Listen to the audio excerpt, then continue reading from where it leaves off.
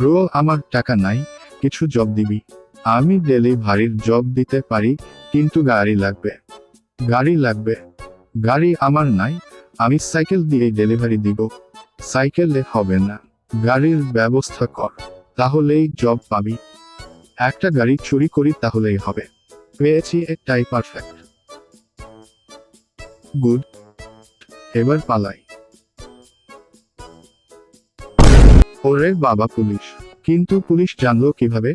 ওহ না, ডেলিভারি দিতে এসে নিজেই তো গারদে ডেলিভারি হয়ে যাব। পালানোর চেষ্টা করি। না, পারবো না। থামো শালা, দিনে দুপুরে গাড়ি চুরি করিস? দাঁড়া মাদারবোর্ড।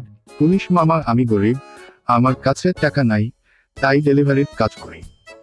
আর তাই গাড়ি চুরি করছি, কাজ শেষে ফেরত দিয়ে দেব। সে তো ফেরত দেওয়াই লাগবে। আর ডেলিভারি? থানায় গিয়ে আমরা তোকে দিচ্ছি।